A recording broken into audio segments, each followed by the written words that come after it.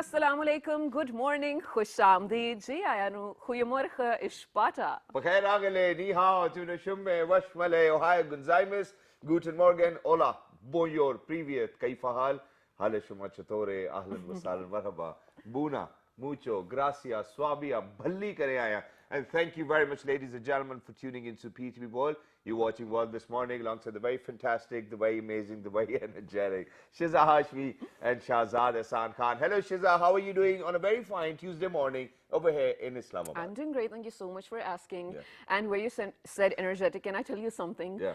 Well, I feel like my coffee didn't work well today because just last night I added some, menthol crystals inside my kettle for some reason. But don't you think menthol crystals are actually for steam?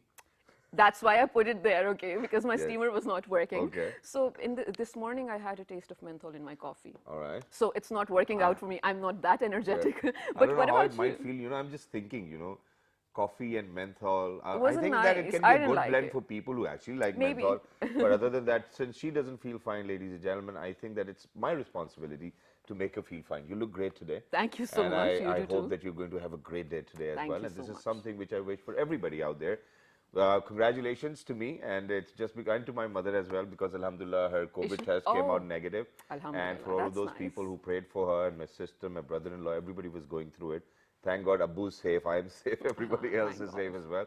But please make sure that wherever you go, follow the SOPs. But yes, I think I want to talk about something. I know you what know, this so is about. it was International Women's Day yesterday, and we vouch for it every single day that everybody who wants to do whatever they want to do should actually have the right and access to do all of those things. True. But I saw that people really didn't follow the SOPs while they were at Aurat March. No, Okay. they didn't. I could hardly see anybody wearing masks. In fact, people were very jubilant that it was International Women's Day.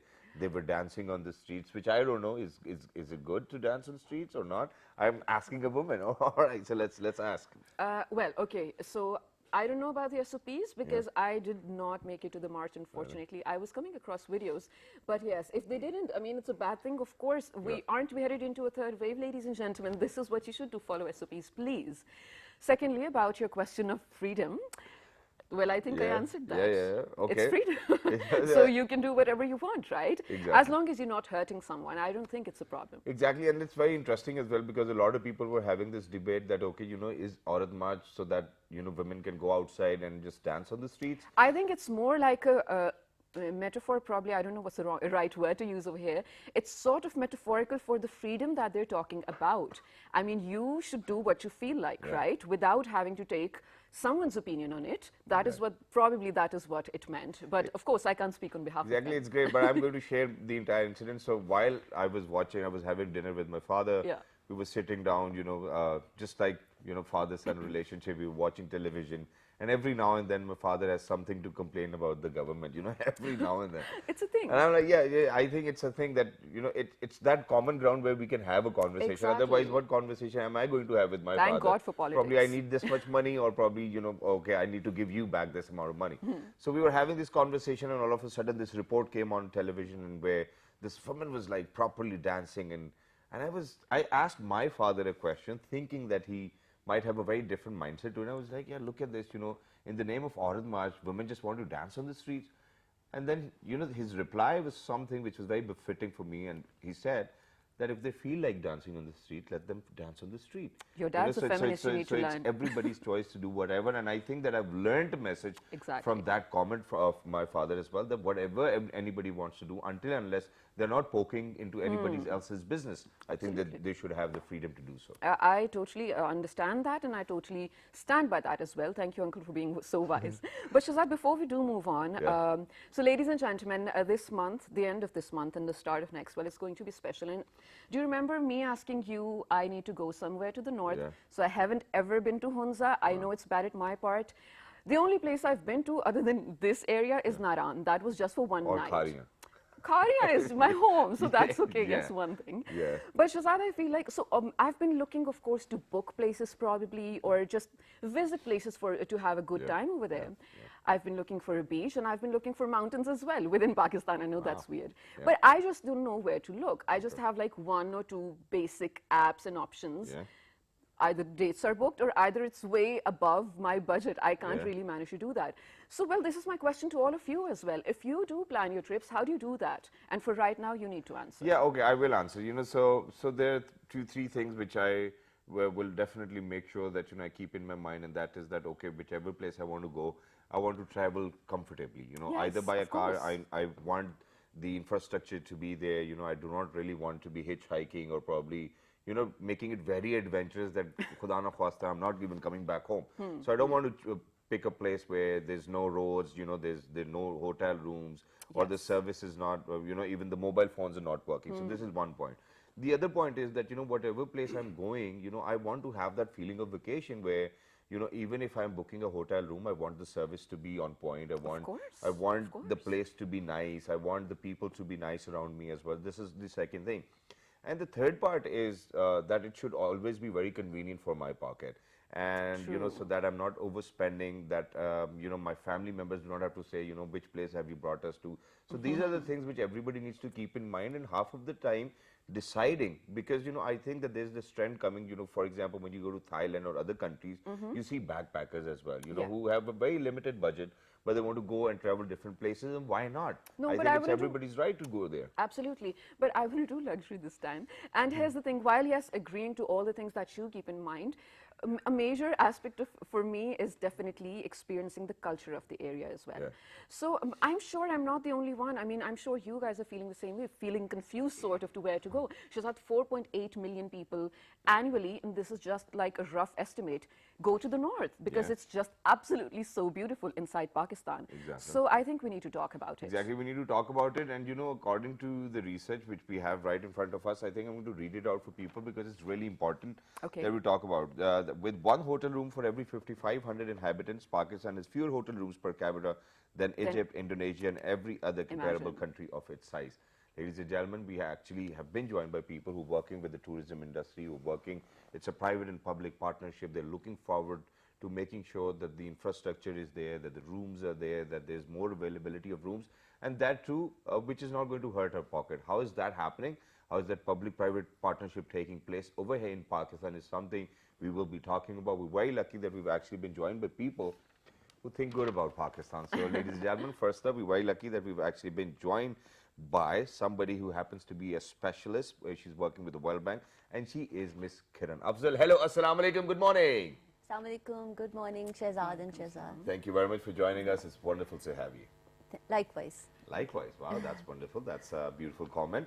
Alongside Ms. Kiran Afzal, ladies and gentlemen, we were lucky that we've actually been joined by CEO, Ascendant Advisor, and Head of Product, Rooms, Pakistan. Ladies and gentlemen, he is Mr. Andre Privateer. Hello, assalamu alaikum, good morning. Assalamu alaikum. Good morning to you both. Thank you very much for joining us. I like your body language. It's just great and wonderful as well. And the way you said Assalamu alaikum, it's perfect. I've been practicing. I've been working on it. Yeah, I've had a Okay. year. It Years came to out get better perfect. at it. Thank Yeah, you very absolutely. much for joining us. And last but not the least, ladies and gentlemen, Neelam Valley happens to be one of the finest places over here I haven't in been. Pakistan. Yes, we both unfortunately didn't get time Oh. to go to Neelam Valley, but there are people who are working for the betterment of Neelam Valley and for the betterment of the tourists who actually plan to go to Neelam Valley. Okay. Ladies and gentlemen, she happens to be the project consultant, Himalayan Wildlife Foundation. She is Miss Sumaira Raza, and she happens to be an advocate. Hello, assalamu alaikum, good morning.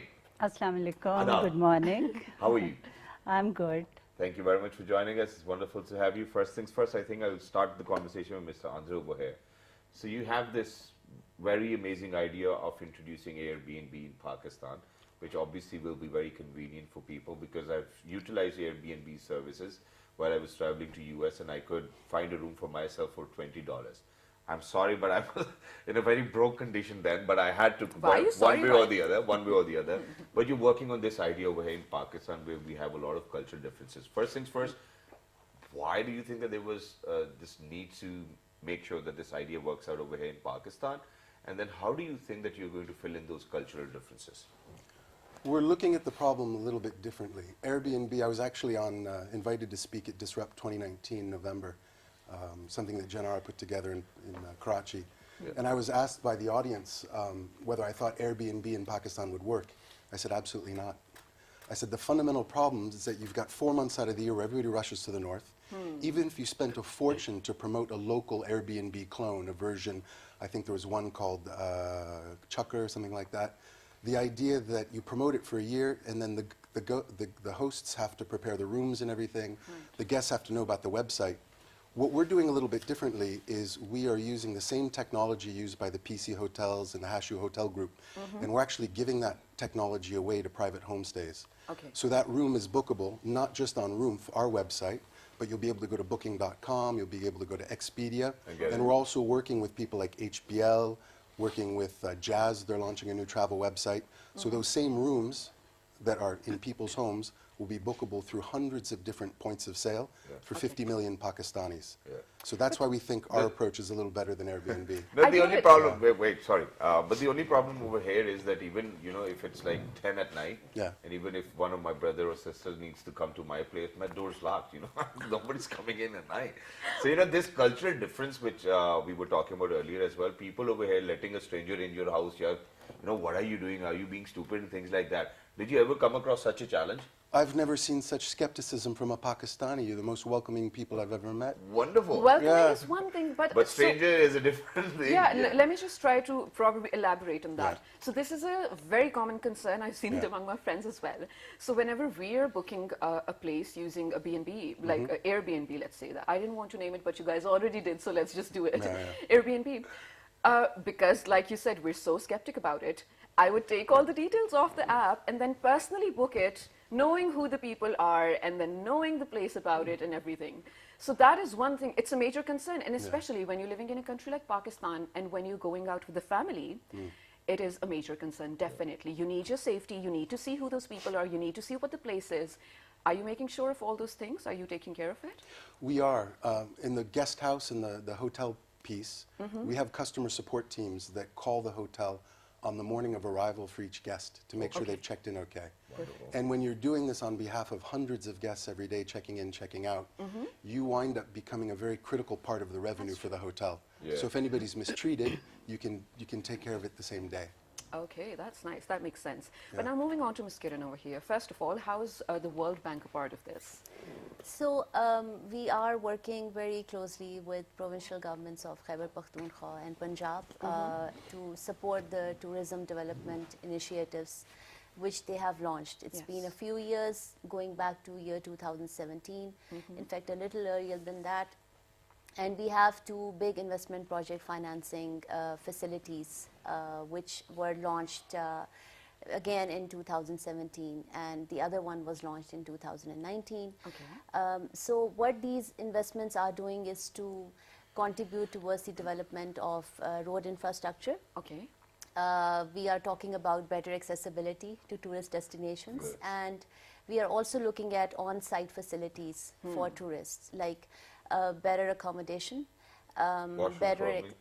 Yes, definitely. Actually, that was the first micro investment need identified by a lot of stakeholders we spoke to. And the other is the fact that we are helping them with installation of tourist information signboards. So now when you go to different destinations in KP, including Sawat and Mardan, and within Mardan, Takht Bhai, for example, you will see better display of information and more catchy signboards. So you know where you are, you know how far you are from a certain destination, you know what the place is all about. So, and then the other thing which you are doing is now the better management and collection of waste at tourist sites. That is the most important part, and I definitely so want you too. to talk in detail about it, but just hold on to that thought. Moving on to you, Ms. Samira, now you are here to talk about a very specific area, developing tourism over there. And of course, it is one of the most popular spots over here. I'm sorry to begin on this note, but how do you rebrand or re-image an area that had a tragedy and it's sort of labeled with it? Yes, actually, I've been working with Neelam Valley for the last 2 years. And as Andre already explained, that we had actually Ascendants, they developed a portal website for the bookings. And we had all the informations about the household over there, the families, the host families and everything. The tragedy about this project is that the geographical location of the area of the Neelam Valley is really compromised. as the relationship between India and Pakistan is always being very poor. Maybe, well, let me sort of rephrase it. This was just a few years ago. There was a massive tragedy in Neelam Valley with all the students over there. Yeah. So for a person like me, or for a school, let's say, to plan a trip, they will think 3 times. Now, that is a place, it's so beautiful, it just needs rebranding. Was it hard, the process, or was it just something that you could easily do because it's so pretty? Actually, the area is like very far off. The road system is poorly developed, and because most of the months in a year it is under the snow, so it needs a lot of restructuring and the works to be done on regular basis. We lack that. And because of its geographical location along the line of control, it is not possible to provide all the networking over there and to develop the systems, because there's constant shelling and firing across the line of the control. Yes. So people are in a difficulty to develop all these systems. But like you said, you're already on it, and inshallah, I really hope that within a few months probably, or just in a little time, we'll be able to do that again openly. Now, one thing, this was a few months ago, a gentleman from Switzerland came. He was here to train Pakistanis and the locals about, well, the hotel industry, the services industry, is it? Okay, now you said that you are training locals and speaking to them and everything. Andre, I want you to answer this. Do you feel, first of all, there is a difficulty? Because he said after his survey that people even had issues with the waiters in the areas because the locals didn't know how to treat. It's probably the language barrier, it's the culture barrier, something. Do you think it's a difficulty? Engaging the locals to be a part of rooms? It's a great question. Thank you. One of the reasons I asked Sumar to join is because their project in the Neelam Valley was a source of inspiration. It was very much community outreach, very much social development. Okay. And it was the inspiration for our tackling a very real problem with the lack of private homestay, lack of rooms for tourists in the north. Yes. So one of the things we've looked at in conjunction with the Hashu Hospitality School, Gotham, is to actually take training and make training hospitality service part of the whole Airbnb style welcoming of guests. Okay. That'll make them more comfortable and it will make it a more enjoyable experience for tourists as well. Okay, So absolutely. So you're on it. That's Exactly. part of the plan. Yeah. Okay, great. Actually, I would like to add something. Yes, please. And for the people out there in Neelam Valley, I would like to add something in Urdu. Sure. Yes, please. Actually Neelam valley के अंदर हमने जो आपने भी waiters की बात की है सारा, तो ये हमने बड़े एक्सटेंसिव ट्रेनिंग प्रोग्राम्स चलाए और वी ट्रेंड द कम्युनिटी. उनको हमने विंटर्स में, समर में एवरी 3 months एक ट्रेनिंग सेशन दिया जिसमें hospitality, tourist, relationship with the local people और cleanliness, serving, cooking, you know everything, जो भी रिक्वायरमेंट्स हैं टूरिज़म की. तो we have been training people constantly और इससे बहुत हेल्प मिल रही है and there is a very good relationship between them. And I love the social inclusion plan, right? Exactly, that's wonderful. So for everybody who's out there in 46 different countries, other than Neelam Valley, you understood what she was trying to say, but she's trying to say where it is, that we're making sure that we train people properly as well, so that, you know, for the basic requirements of the service industry is that people actually have basic training of things as well, and that's what they're doing it, and they're planning to work on community outreach as well, which is wonderful. But I have another question. It's an open question. Anybody can answer that. We'll start with Kiran over here.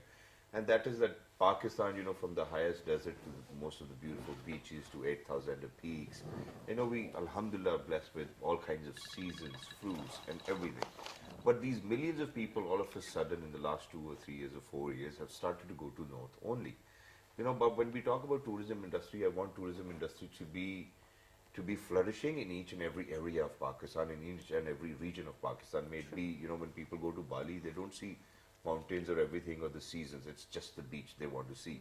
So it is the responsibility of people like you to make sure that you market tourism in a way that, you know, it's not just one area where people want to go, rather they would want to travel the all of Pakistan. Do you think that anybody is thinking like that at this very point, rather than just focusing on infrastructure of the north or hotels in the north or rooms in the north for Cultural that matter? religious You know, why not go to Balochistan, Gwadar, you know, so many different and beautiful places over here in Pakistan. That's how we. So absolutely, Shahzad, alhamdulillah, we are very blessed to be in a country which has so many assets, what we call tourism assets also. One thing what we need to remember as a thriving tourism market is that it is promoting and developing tourism is a long drawn process. Yeah.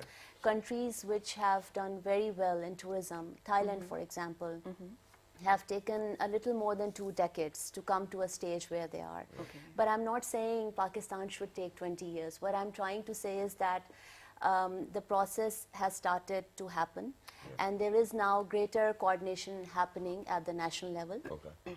There is a national coordination committee which has been set up by the Prime Minister of Pakistan himself. Right. It meets regularly. It has representation of different provinces, which are now working together under one brand to promote tourism. And the other thing which you highlighted is very important. That is, we don't need to focus on one geographical area in the country. Because the beauty about tourism is that it can bring a lot of benefits to communities across the country. And for that, the benefits need to be divided, which is also happening. And like I said, even as World Bank, we are contributing both to the development of KP and then Punjab. This is a start from our side.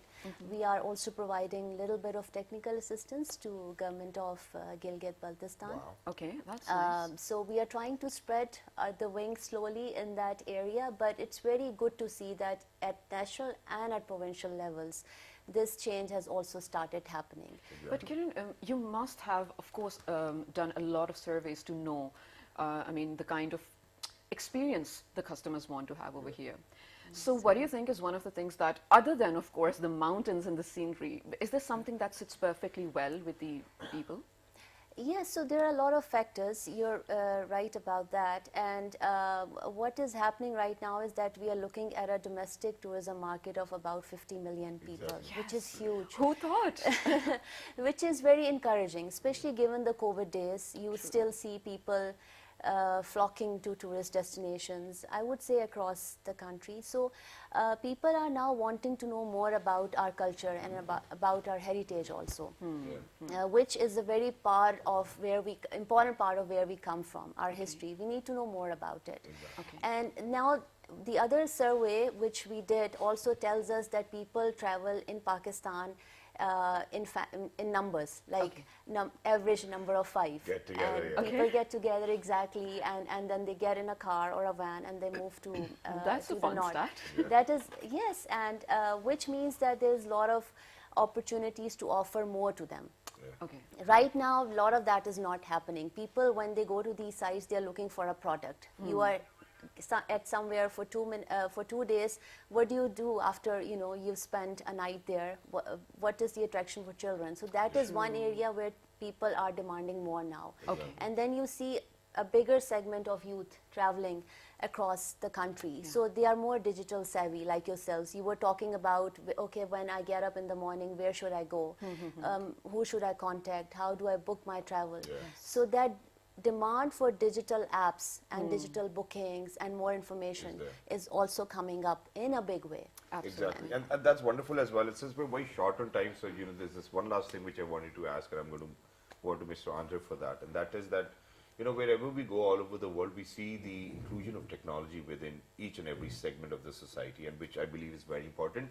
That's something which Kiran has pointed out very rightly, that tech-savvy apps, we require them as well. For example, I'm sorry that I'm coming back to Thailand, but this is something which I witnessed over there. You got off the plane, and now you're on an island, and you need to go to another place. There are hundreds of ferries out there.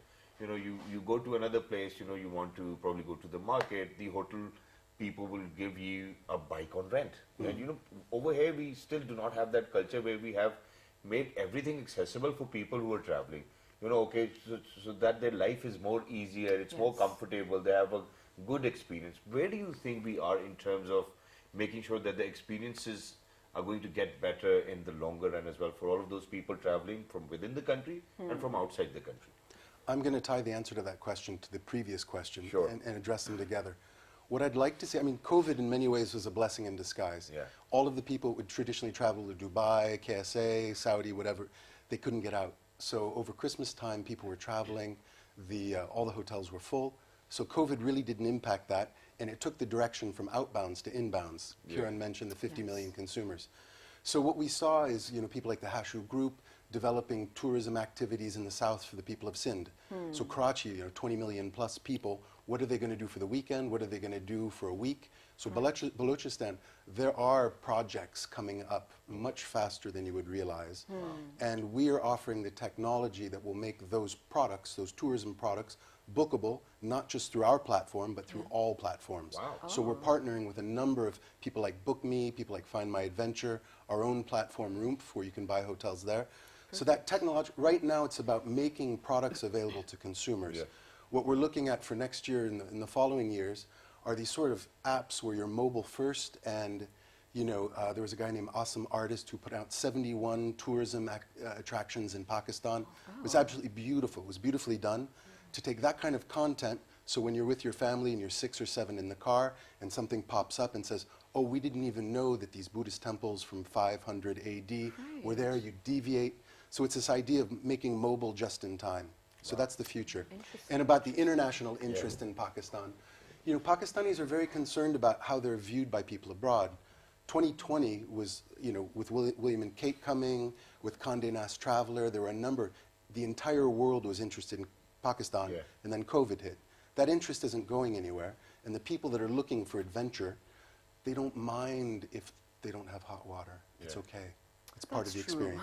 They want to So experience everything. it's wonderful. Thank you very much for saying that as well. And not everybody might have the same requirements. And since you said that everybody was traveling to Pakistan, so we've had Nas Daily, we've had Dear Aline, we've had all of those people on the show as well, and they absolutely love being in Pakistan. But thank you very much for joining us today. It was wonderful to be in conversation. While at Himalayan Foundation, we were joined by Roomf as well, and World Bank. And when we have such institutions working towards the betterment of the travel industry or tourism industry of Pakistan, we truly believe that we're going to make a difference. Thank you very much for joining us. Wonderful to have you. Ladies and gentlemen, right now we are headed to a very short break. We'll be right back. But I think Shazad has something to say before that. Exactly. So ladies and gentlemen, for all of those people who actually given their best to make sure that they're going to make a difference, I think that their efforts needs to be recognized. Definitely. How do we recognize them is something I want to talk about right after a short break. Don't go anywhere. We'll be right back. Good morning. Stay tuned.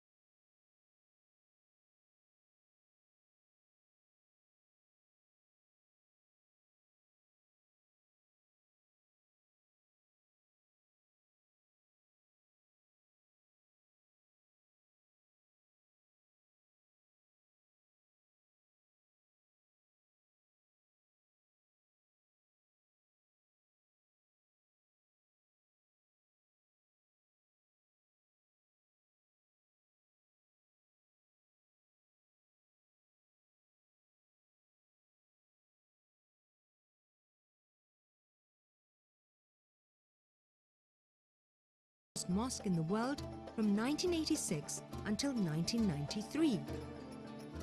when it was overtaken in size upon the completion of the Hassan II Mosque in Casablanca, Morocco. Subsequent expansions of the Masjid al-Haram, the Grand Mosque of Mecca, and the Masjid al-Nabwi, the Prophet's Mosque in Medina, Saudi Arabia during the 1990s, relegated Vessel Mosque to 4th place in terms of size. Architectural wonders of Pakistan.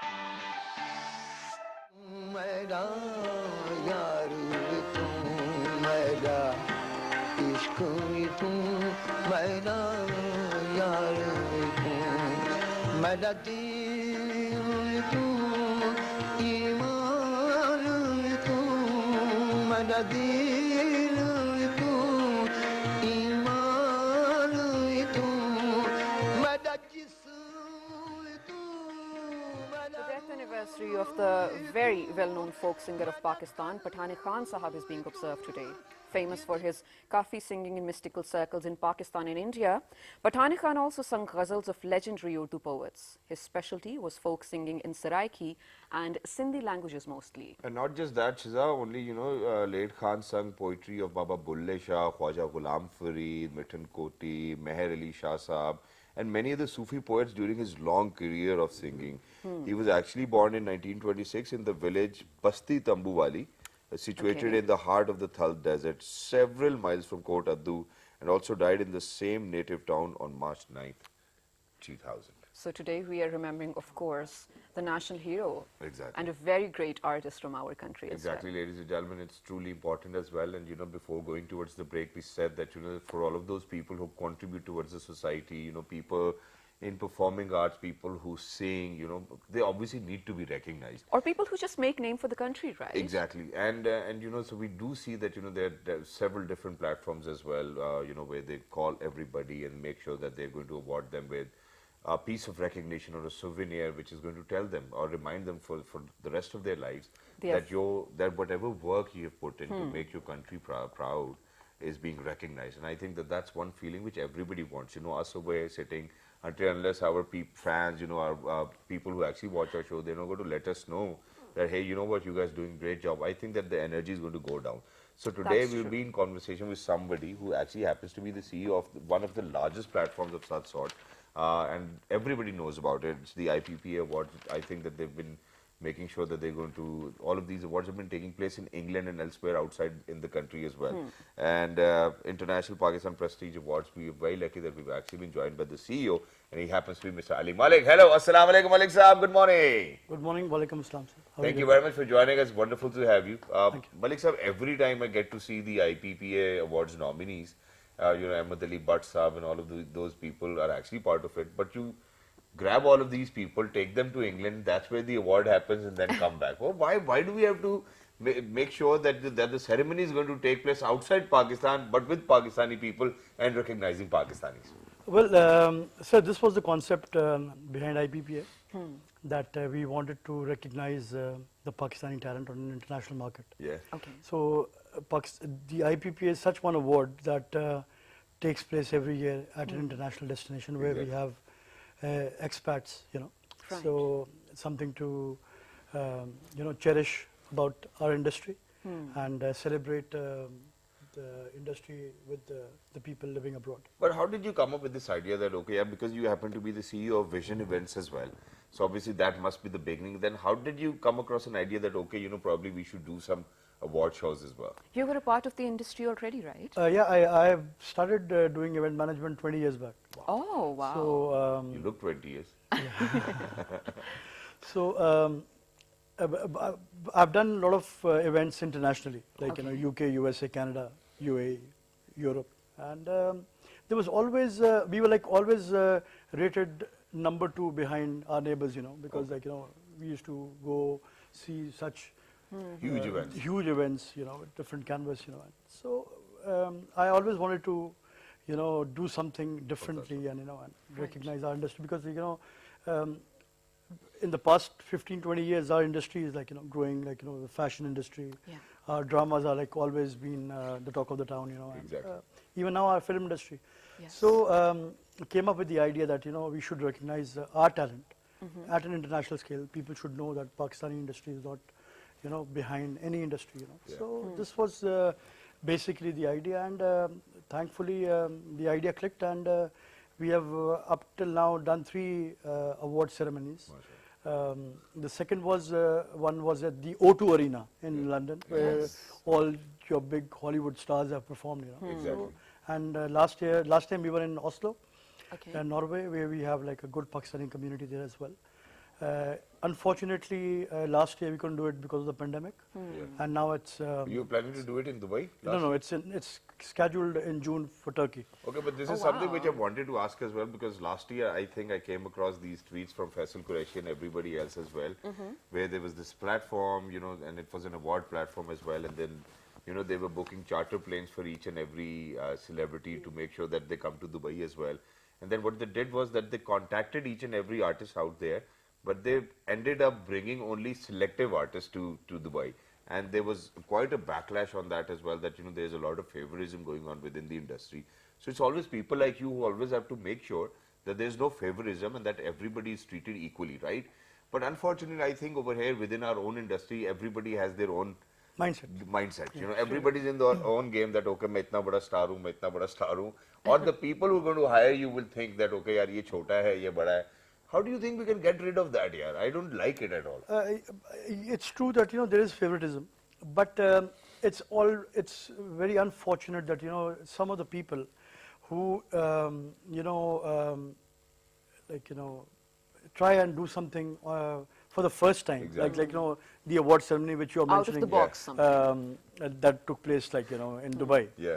They didn't have an experience doing an award before, you know, so obviously I think they overcommitted. Okay. You know, so they overcommitted with a lot of stars, and, you know, which was unfortunate that, you know, they left behind a lot of senior. So you actually know what I'm talking about, right? Yeah. It's wonderful. So it was like, you know, everywhere on the social media, you know. Yeah. So, you know, it's unfortunate, but you know, by the time you learn, and I hope so that they have learned their lesson, and next time whenever they are doing something, they will take care of their mistakes. Yeah, and I really that's hope wonderful. so. Thank you. I was saying that. Sorry, Shiza, I know that you have a lot to share as well, but one last thing which I'll ask, and then I'll let Shiza do the questioning part as well. And that is that, you know, since you've taken such a big challenge to yourself, that, you know, you taking our industry, making sure that they're going to perform on the same platforms where everybody else performs, you know, making sure that we are shoulder to shoulder with the international market, and which I believe is great. But as a CEO of an event management company as well, it brings a lot of challenges too. That was my question. You know, you know, handling all of those artists, because everybody has their own tantrums as well. Oh, yaar, मुझे तुमने छोटी गाड़ी भेज दी, उसको बड़ी भेज दी. You know, this is a problem we compare quite a lot over here. But beyond that, obviously, you know, since we are artists, so we kind of think about those things as well. Beyond that, going into another territory, getting all the NOCs, getting the jobs done. Do you think that's more professional over there, or do you think it's more professional over here? I think with time, professionalism is, you know, coming in Pakistan as well, you know. Yeah. So Shiza had an experience working with me last month. Wonderful. And we had to go through a lot of NOCs doing the event in the capital, you know. Okay. So, but abroad, obviously there is, because I've been working there for the past 20 years, so, you know, I know the nitty-gritties, you know how, you know, you do things. But there, you know, it's obviously like, you know, you have to do everything professionally. There's no shortcuts, you know. Yeah. Right. So, and are you trying to say that we have shortcuts over here? But here, you know, we make shortcuts. You can use your contacts, you know, you can, you know, get. But there, you know, obviously, if you don't get a permission, then that means you can't do an event, you know. And as far as the stars are concerned, you know, our stars have got a lot of exposure now, and with our awards, we deal an A+ star and a C+ star at the same And level. that's how it needs to They be. all fly by commercial airlines. They all travel. Obviously, some seniors they travel executive class, and yeah. some economy, but they stay at the same hotel. Exactly. And they get the same protocol. So Wonderful. there's no difference. And obviously, the people are the stars are very understanding as well, because they are representing Pakistan at an international venue. Of course. So obviously, the people are there to see them, and obviously, if they behave well, obviously, then It's going to make an impression, definitely. Yeah. But really, being the CEO is not what, I mean, for a person like me who listens that, okay, you're a CEO, the picture that is painted is, oh, he'll sit back in the chair and everyone will work around them. That is not how it happens. Because like you already mentioned, I did see one of your events. We took an entire day, Shahzad. And then I realized that while being the CEO, you had to be there for everything. Not to do everything, but to monitor everything and put everything in place. So 20 years, didn't it put you off?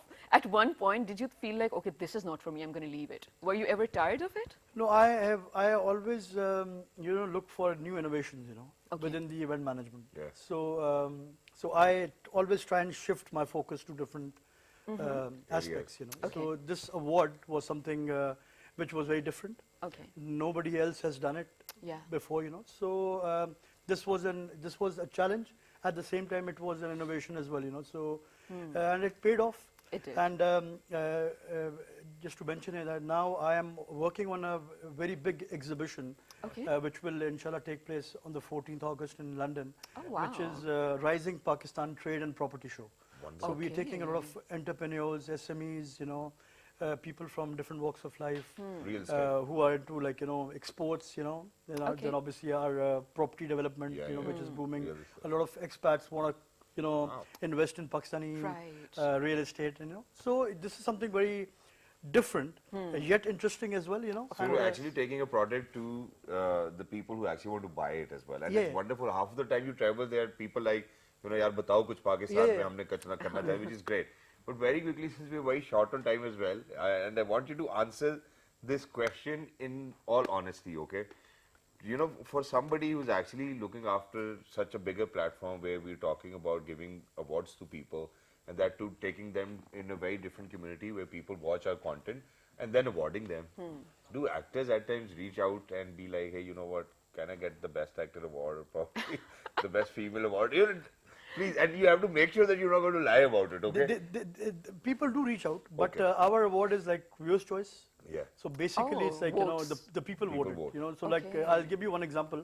Last time when we were like presenting an award for a best actor, it wasn't from a mainstream channel screen, drama, but it was from another drama which was from a smaller channel. Okay. But people have voted for that Drama. person. So it doesn't. But people do reach out.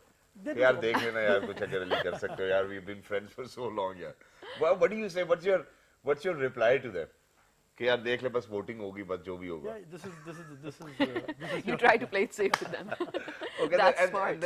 And do you think that actors at times will say that, okay, yaar, agar, if you cannot help me out with this, I'm sorry, I won't be able to come for the awards. We have had experiences with a few big Really? names. Okay. But we don't care because we don't sell the stars. Yeah. That's true. We sell the brand. Exactly. So, if 2, 3 are missing out, it's their loss, not ours. I think it's wonderful. Thank you very much, Ali Saab, for joining us. It was wonderful to be in conversation with the person who, ladies and gentlemen, is actually working to make sure that there's a brighter future for all of us people who are on television, for people who are at the back of the camera, for people who in any way are contributing to the content of Pakistani content creators. I think it's wonderful. You're doing a wonderful job.